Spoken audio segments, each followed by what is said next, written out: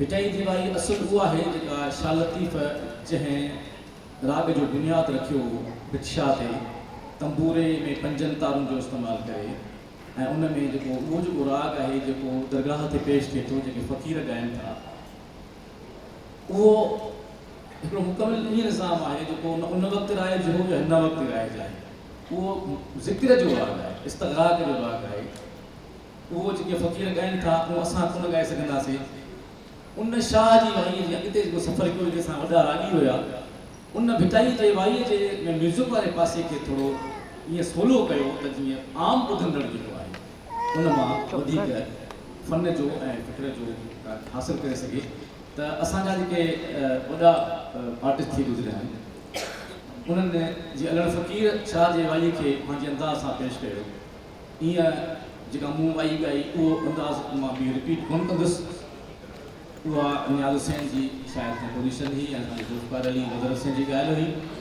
उस्ताद मोहम्मद जुमन भिटाई जे Y खे उन ई साॻे रिदम जे नज़र रखी करे ॻायो। मां तव्हांखे मुख़्तसर पेश कयां।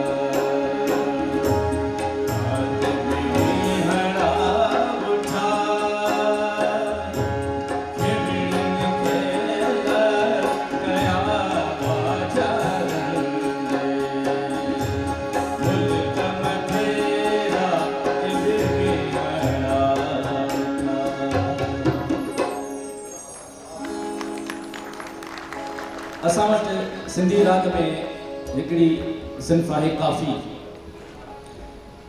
तारीख़ी तौर ते काफ़ी जेका आहे सा वाई खाग में आहे। उन जा जेके ओञा आहिनि असांखे वाई खाग में मिलनि था। छो त वाई सिंधी शाइरी में पहिरियां दादू दयाल पोइ शाह इनायत रिज़वी ऐं शाह लतीफ़ खां उनखे उरूज मिलियो ऐं मौसीक़ी जे सिंफ़ में त उनखे शाह लतीफ़ पंहिंजे निज़ाम में शामिलु कयो। पर काफ़ी तारीख़ी तौर ते असांखे घणो अरसो अॻ में मिले थी। वक़्तु थोरो आहे।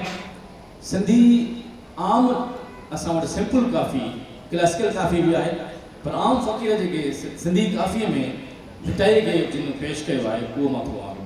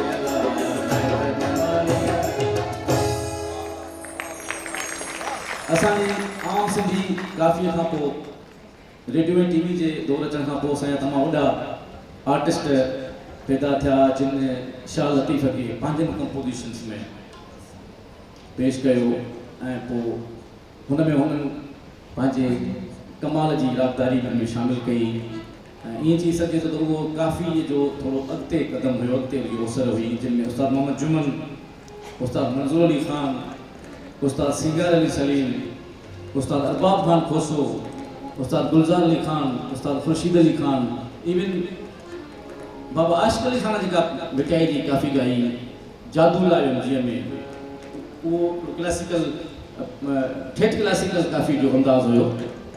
उनजी मुख़्तलिफ़ टाइम थोरो आहे त समूरनि फ़नकारनि जूं ॻाल्हि सिंधी काफ़ी ॿुधाए ॾिना, पर जीअं त हिकिड़े इस्म जे हवाले सां मां उस्ताद मोहम्मद जुमन जी मिठाई जी ॻाल्हि उहा जंहिंखे मां क्लासिकल काफ़ी चवंदुसि पेश कयां थो, मां ओड़ो न ॻाए सघंदुसि, कोशिशि कयां थो।